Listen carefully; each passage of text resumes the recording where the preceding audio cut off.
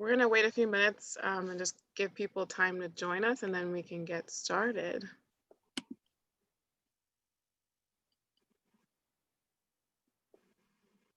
How is everyone doing today? Good. Good? Yeah. Is anyone else as excited about Halloween as I am? Oh, yeah. Yeah. Oh, Leah, I love your costume too. Yay.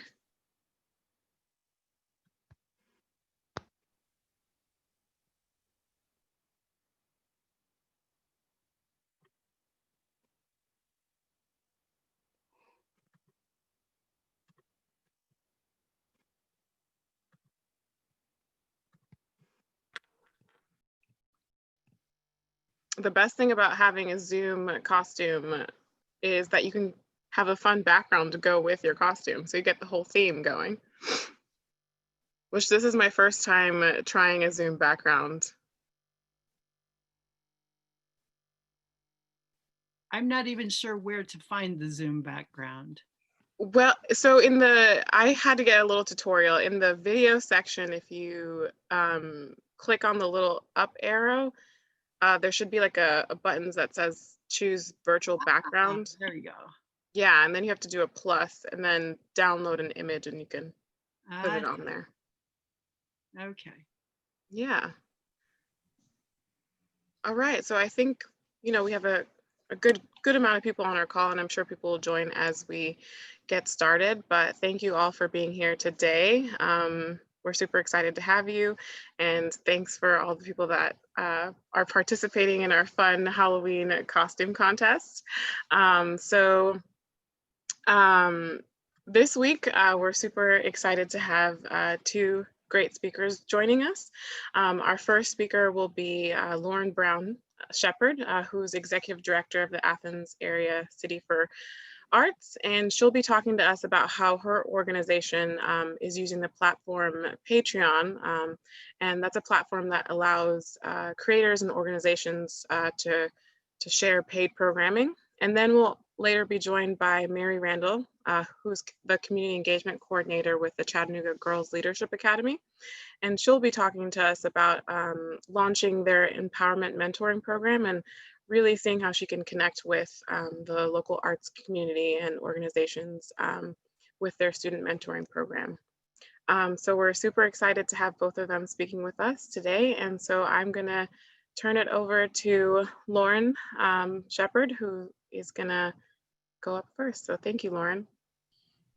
Thank you, and good morning. I'm glad to be with you all and certainly excited to see the Halloween spirit. So thanks for that. I am in Athens, Tennessee, just about 50 minutes up the road from you all in Chattanooga, where we have the Arts Council, which is housed at the Arts Center. If you want to go ahead and advance the next slide.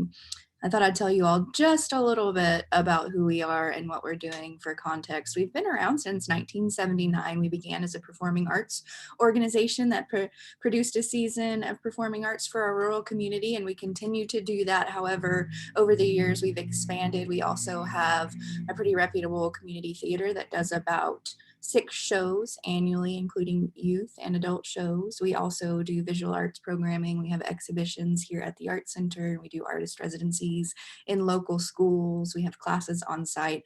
And then we also do arts education programming, both with local teaching artists and contracted professionals from around the region and the country in our local 3 local school systems. So in a brief nutshell, that's what we do along with classes and camps. If you want to go to the next slide. So on March 13th, thankfully, we got our last professional concert in on the 13th. There were about 25 people in the audience, and we closed our doors to the public and have remained closed since then. So very quickly, we realized we needed to punt and start doing virtual program like a lot of you all have done, I imagine.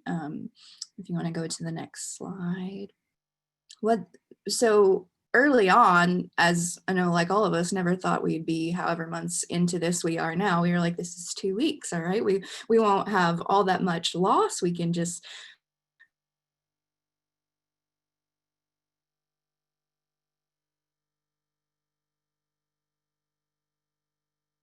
we've taken advantage of the opportunity to innovate and reimagine some things. The picture that was on the very first slide was our youth theater camp that we did, which we called Theater in a Square. We actually have two actors, equity members, and a retired music educator who do really a collegiate level theater camp each summer for upper, middle, and high schoolers. So that was the first thing that we thought we might try to bridge to reimagine something that would be very hard to do virtually, but to make it work. So those actors said, let's think about it not as theater camp, but as a theater experience in Zoom. So Zoom became the stage. So that's how it was Theater in a Square. So they used some really cool techniques, like how do you make an exit from your square, and how do you do ensemble things in a virtual meeting space. We also, our final community theater production was an adaptation of Hamlet, which included an original score by someone originally from Athens. And that was something that we really didn't want to lose in our season. The cast was cast in late January and had been working on this show when everything kind of went on pause and was to be performed live in April. So by June, they had been rehearsing for months.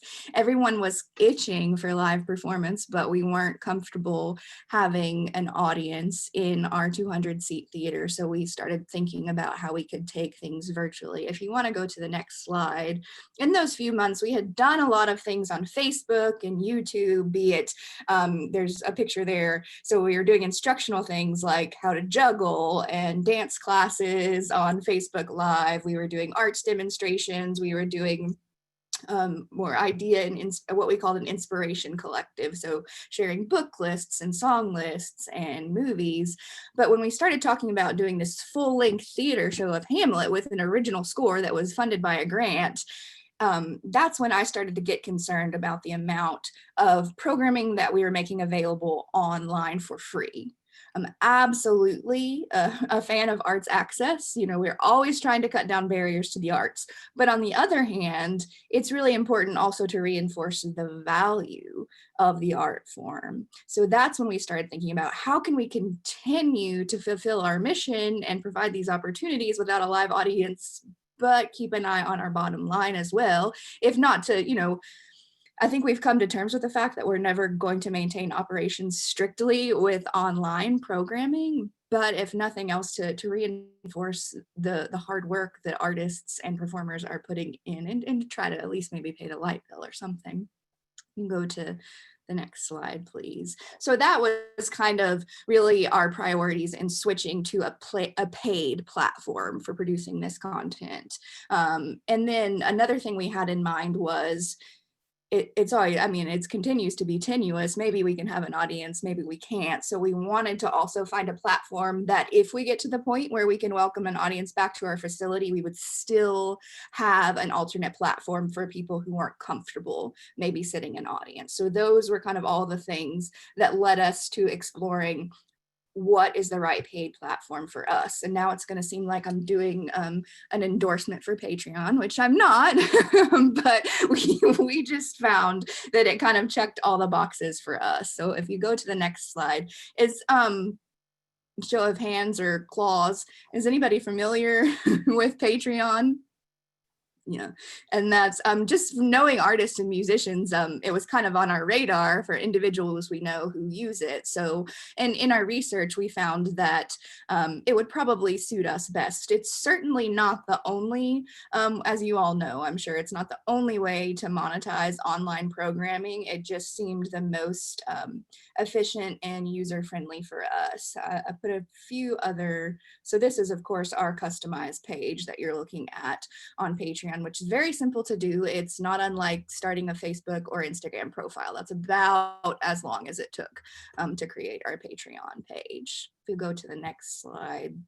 And that was one of the reasons that we looked at that too, is when we were talking about doing this full-length production of Hamlet, we knew that would be challenging for an audience to sit through 5 acts of Hamlet in a theater. So then we were like, okay, what's the benefit to doing this virtually? We can take a more of an approach like Netflix and release it as an episode at a time. So we did it in 4 episodes, act 1 through 3, and then acts 4 and 5 were together. So that's why we used that one to really launch Patreon, because we kind of attached to the known format of Netflix, just to explain to people what it was and how it was working.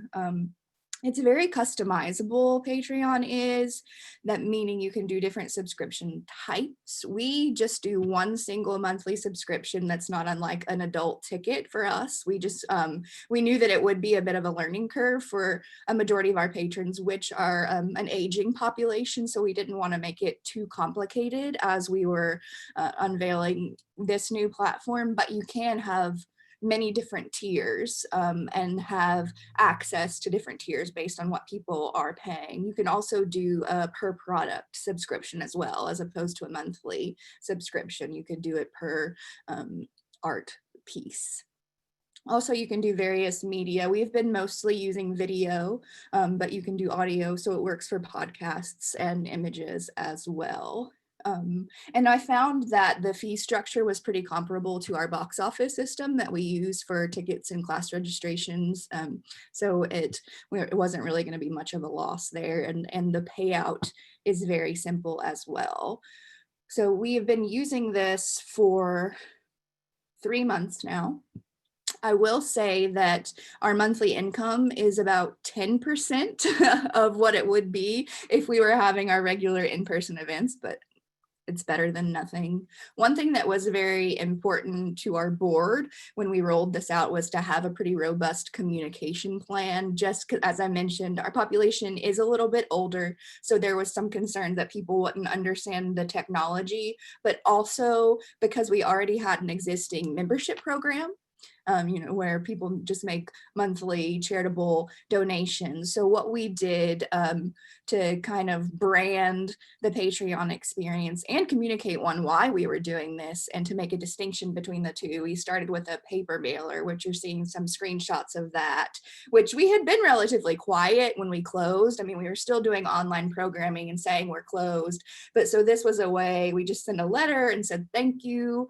We also hadn't really been asking for donations in those 4 or 5 months in interim. So this was another way to say, hey, we're doing okay, thank you, but if you'd like to send your membership, now would be a great time.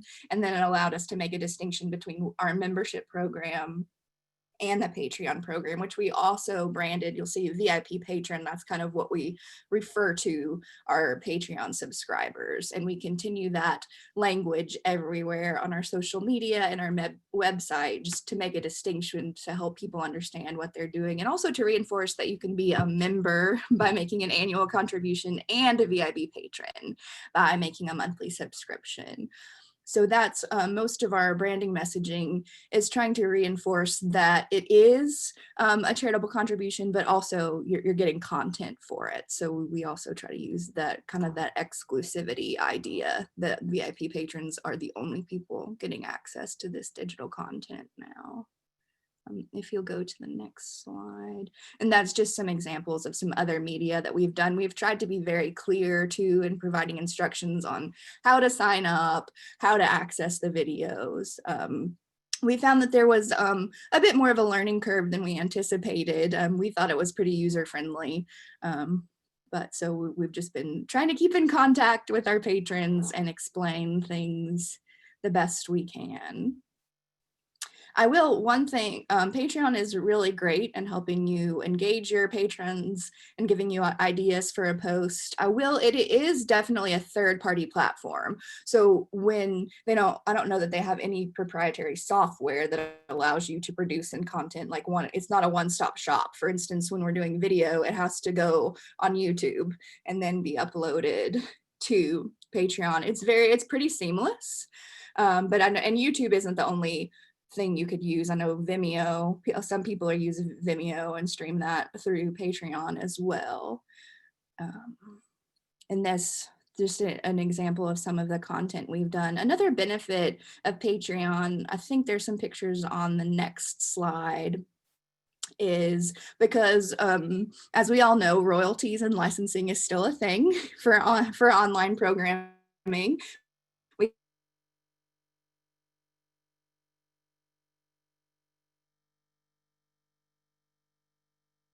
and what you see on the left there in the top picture where it says play on letter from the grandson, that's one of our community theater members who wrote a brief play that we produced as part of our series. We also have some local musicians who have released like an EP on Patreon and then did a behind the scenes to their recording process. We've also had artists do demonstrations and some educational things. That center picture, one of our local artists did a history of collage and then made a collage. So that it's just been an exciting way to think of some new ideas to meet the challenges of the moment. I'd definitely be glad to entertain any questions. That's all I have as far as content on the slides, but if anybody has any questions about the functionality. Looks like some other people are using Patreon in the comments, so other people may know more than I. I have a question. I'm TJ Henretta. Hi. And I'm curious because we are actually just starting a Patreon page, and we haven't done nearly the content development that you have. Curious, are you still doing very much on Facebook and Instagram, or how do you decide what goes on what now? That's a great point, and that's something we'll probably will revisit because we moved all of our video content to Patreon just because our point was if we're asking people to pay, we need to have a reason. We can't continue to make it available. We're definitely still posting on Facebook, but it's more promotional things on Facebook and Instagram. We've talked about, especially as we approach the holidays, doing some little teaser type things on Facebook and social media from a marketing bent, but also just to be able to provide some things because we're between March and August, it was quite a high volume of programming that we were putting. One thing we've talked about, we did a few virtual choirs where I'm sure you all have seen these. People will sing parts to a song and then it's edited together so it looks like a Zoom screen. We did several of those in the summer, so we've talked about maybe doing some more of those in the holidays that would be on Facebook and Instagram instead of behind a paywall. But so the short answer is no, we don't really have a strategic formula for that yet.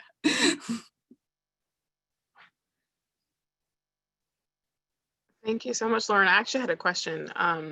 So the VIP membership that you're talking about with Patreon, does that give them access to all the content, or are people paying per like episode that you're sharing? So Patreon does have the functionality to do that. We are not. It's just it's a monthly subscription. So anything that goes on in the month of October, people would have access to. Just in the spirit of accessibility and simplicity, we went through that. But if we have to do this much longer, we might look at doing some tiered restrictions. We have a question in the comments. What tips would you give for someone or an organization just starting out on Patreon? I definitely talk to people who've done it, do your research. Definitely, depending on what kind of media you're using, be very clear in communicating what it actually is that you're offering on Patreon and why. I think that's helped us a lot. Also, I have a young filmmaker on my staff, which has been an invaluable resource. So I know all of our budgets are a bit precarious right now, but it would be a good opportunity to employ a student or a young artist who does have the technical prowess. I could not have done this myself. So in the research phase and really all through the production was my young staff person who has that knowledge. So it's definitely a good way to lean on those resources. Also, one thing, a big takeaway, is I've learned that, like, at first our first virtual programming was I was having a voice lesson and I said, okay, let's do this on Facebook Live, not because I really wanted people to hear me sing, but because my instructor is actually a pretty sought after voice teacher, and she's so good at knowing like the science and the mechanics behind what she does. So we thought this would be really interesting for people to watch. But so we literally, it was on my phone, Facebook Live, the sound was terrible, the broadband connection was awful, but we were like, we're just improving, we'll figure this out. But what we've learned is that as much as somebody values your organization and understands the situation, the market is so diluted with really good online digital content, you gotta keep up. So we've really tried hard to make sure that we're using theatrical or professional lights, professional cameras, audio recording, just so that that final product is as professional as it can be, because people don't have as much patience for a shoddy product as you might expect in this time. So that would be another thing. Make sure you're really investing in making it as solid as you can. We have a couple more questions. TJ, you asked, when you're asking, is it just the two of you working on it? Are you saying like Lauren and? Yes, Lauren and the film. Oh, okay. Right. So my staff, I'm the only full-time staff person, and then I have the filmmaker who is an independent contractor, and then I have a part-time program gallery coordinator. So she essentially serves as the project manager for what we're putting on Patreon, and we have a large core of volunteers. That's another thing. Most of the people who have been, writing and performing content, doing arts demonstrations have done it gratis. That's one thing we're looking at funding for, because that's a priority for ours, is to pay artists for the creation of work. So we have the staff person kind of doing the management, and then I would say probably 15 to 20 performers and artists who have been helping us. What we're doing is one play on Patreon, which cycles through. We have play on the piano, play on from the studio, and play on stage. So it's music, theater, and visual arts offering once a week. And then we've been launching something from the archives as kind of a main stage show each month. So something we recorded previously. And we're also trying to record some new content like Hamlet. That's the only full length new original content we've done. We're working on doing kind of a variety show that we're going to film and release in November. So, but as far as the filming, we have that my staff person and then a local photographer who's loaned us a lot of his equipment and time. So it's really two people on the production end. Thank you so much, Lauren. We have one more question. Are you streaming, broadcasting, pre-recorded events, or both? So I alluded to that. Oh, we have not actually done a live stream. I understand the question now. So we're most of them are pre-recorded and edited through post-production. Mm-hmm.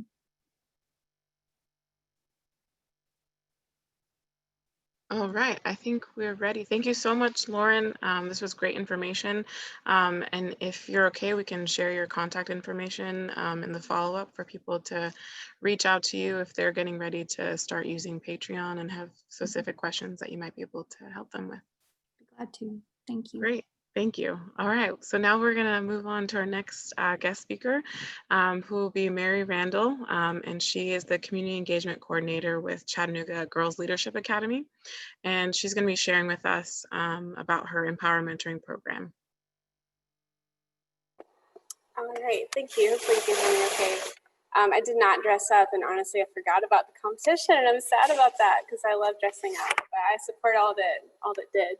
So I'm new to town, as I spoke with Miriam earlier, from Nashville. I've been here about a month and a half in this role, I'll say, at CGLA. So if you've heard of CGLA, we're in Highland Park area, and we have a mentoring program in a couple of different ways.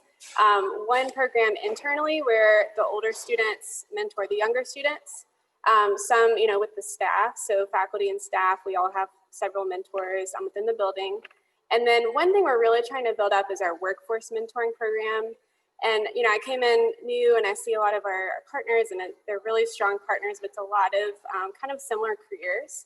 And I, being an arts advocate myself and an artist, I'm like, can we get like some creatives in there and just kind of switch it up and diversify the mentoring opportunities for the girls. So that's why I reached out to Arts Build, and that's kind of how this conversation came up. You can go to the next slide.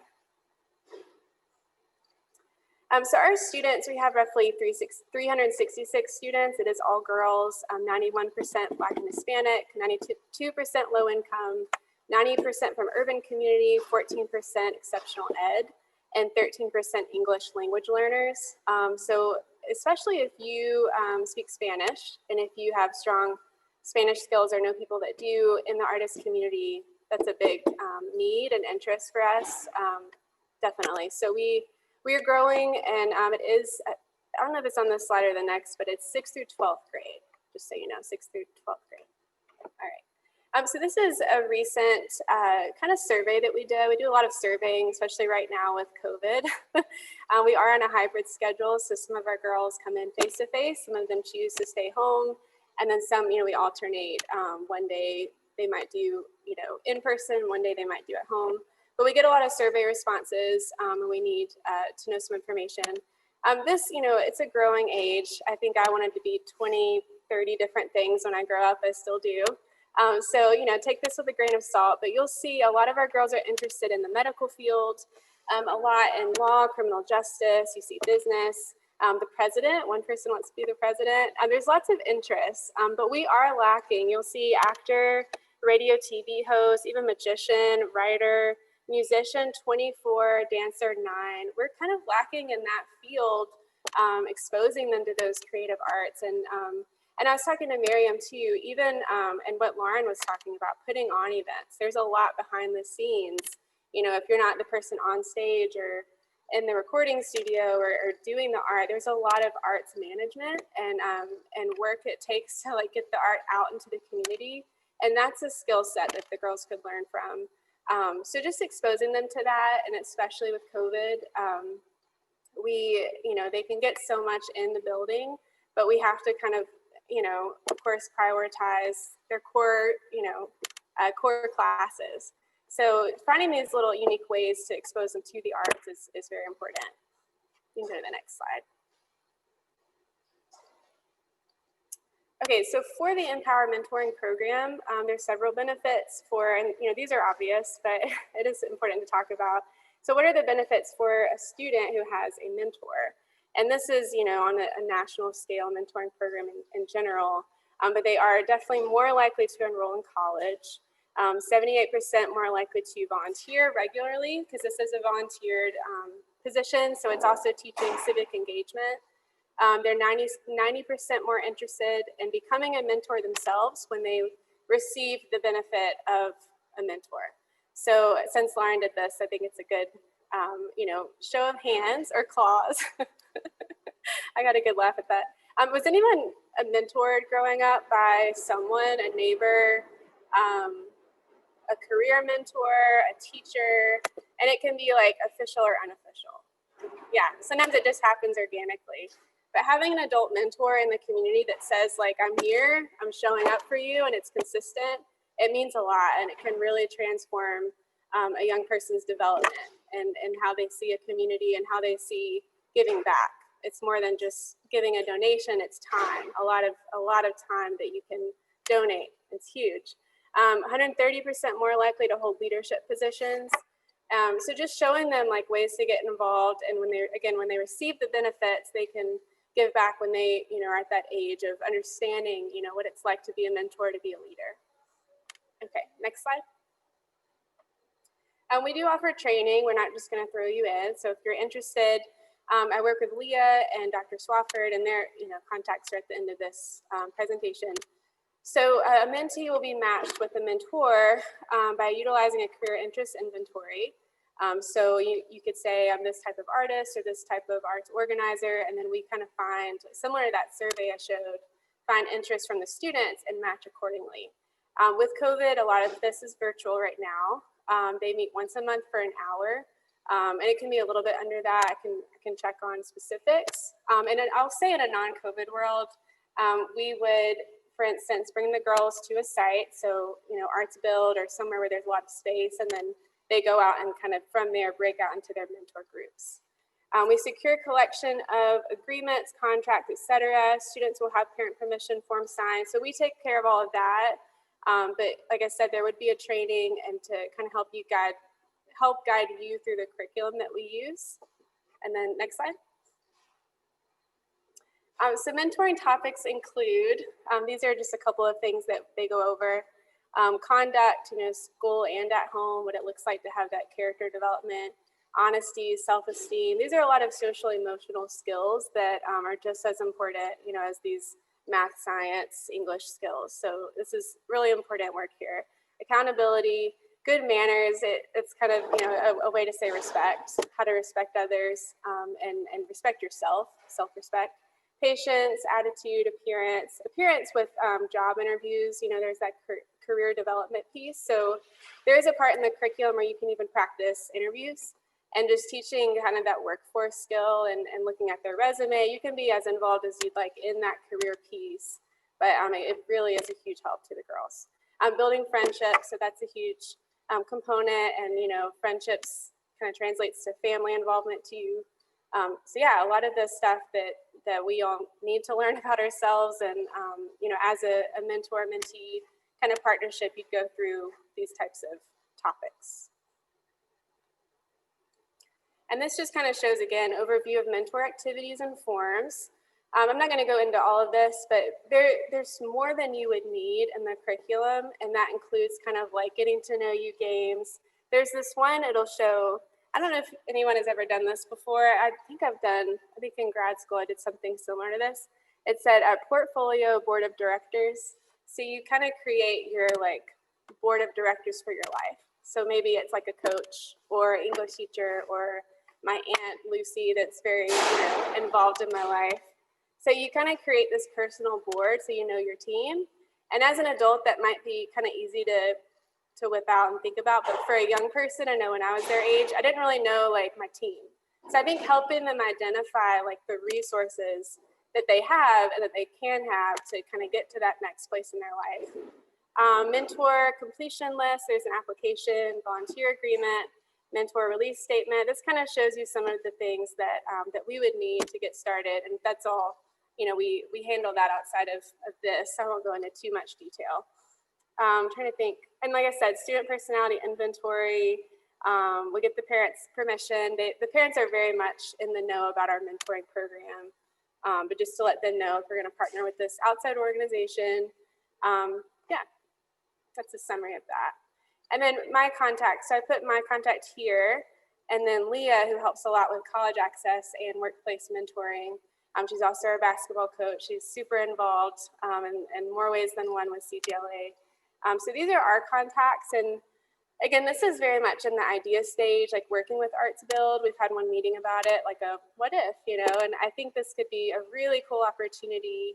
Again, it would start virtually, but eventually, after COVID, it could be a really cool opportunity to meet in person and build this mentorship connection. And we also had an idea, I think it was Miriam's idea, it kind of happened in the meeting. But even if, let's say one artist, visual artist or a musician in the community works with a musician or visual artist in the school, and they created a piece, kind of a pen pal situation. And then in person, when it's safe, you can kind of have an art gallery or some kind of event to celebrate this kind of collaboration creatively. So these are just ideas, and I'm happy to answer questions or write down the question and get back to you on, any details with this program. But I just, I'm very much a fan of community art and, finding a way to connect with young people. So that's it for me. Thank you so much, Mary. Yeah, if anyone has any questions, any comments, if they're interested in getting involved, we'll open up the floor.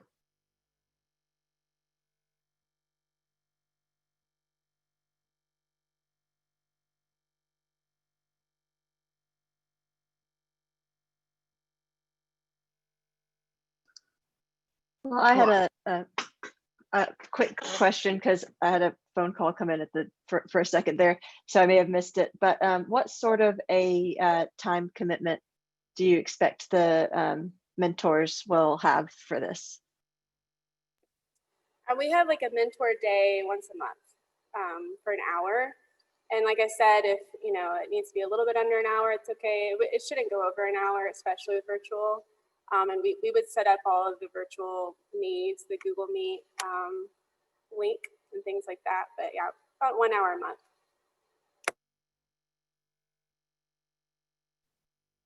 And how do you go about like matching mentors and mentees? We do focus on career. It doesn't have to match exactly, but if a student was really into music and we have a musician, that would be a really strong match. But again, it doesn't have to be perfect. So if they are definitely interested in the arts and this person's definitely interested in the arts, that kind of goes first. And then also just looking at timing and logistics. But we start with the career interests. So we've surveyed our students and said, what are your top 3 career interests? And then we go out and try to find that. And like I said, we don't have any arts, partner. So this is a very kind of lacking area that our girls have obviously expressed career interest in. Sorry, I have a question. If your organization is interested in participating, how would they go about it? They can email, so my email was at the end of that screen. Email me or Leah or both, and it would help to know that you were in this presentation, and just kind of we can pick up from where we left off and start the application work, and just kind of see where we go from there with the matches. So we've already surveyed the students. Our 9th and 10th graders I know need a placement. So depending on timing, we could look at, it's already November, look at a November meeting, maybe December. Or if that's like, this is too much, we could start January and start strong 2021.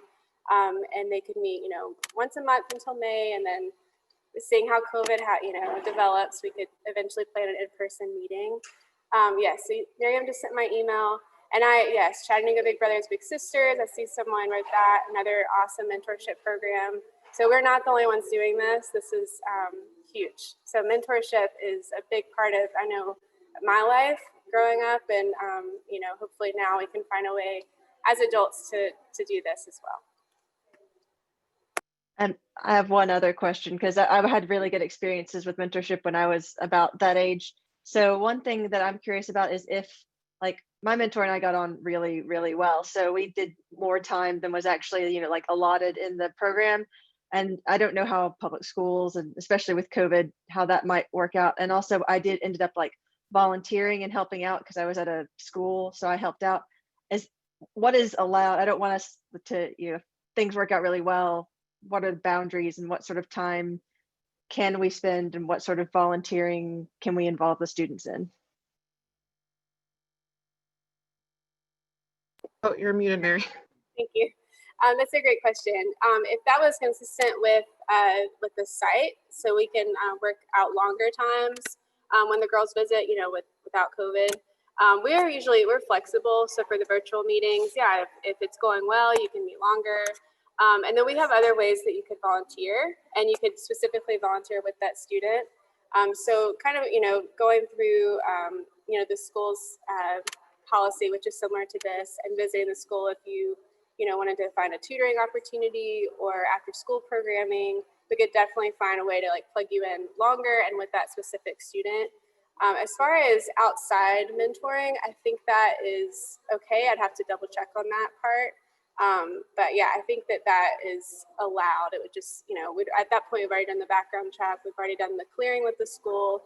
So I think it would be okay, but I'll double check on that.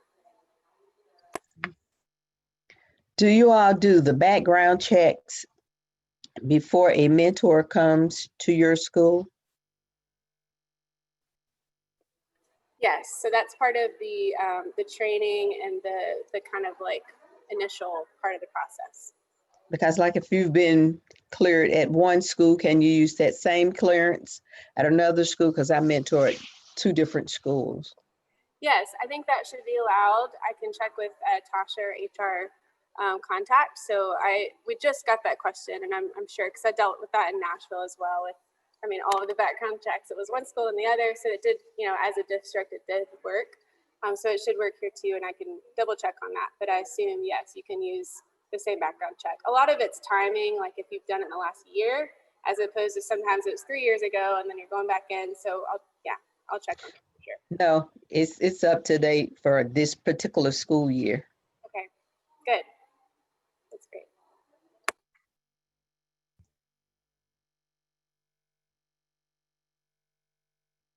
And I keep asking lots of questions. Thanks for your patience. So kind of, I don't think I fully phrased the first one well. If we have an opportunity for, say, the students who we're mentoring or even other students to like volunteer, because I know students need volunteer hours as part of the mentorship where, I mean, obviously within COVID restrictions, is that something that is allowed, or I'm assuming it would have to go through some sort of approval process with the school as well? Yes, that's a great question. Leah is really good with, she's on this slide currently. Leah Conley can answer more of that. So she does a lot of the college access. For volunteer time, it would be a lot of our seniors that would need that kind of service learning hours as they prepare for college and post-secondary opportunities. So Leah would know the answer for sure. But yeah, I think that they could definitely find a way to plug in. And I think the more, the better. A lot of them also, are in need of jobs. So any of that kind of collaboration that can build off of the initial workplace mentoring is totally allowed.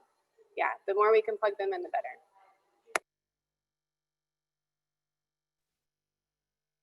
Thank you so much, Mary. I think we've gotten all our questions in. So before we wrap up and we get to announcing our costume contest winner, I'd like to open it up to anyone who would like to share any announcements or any last minute questions.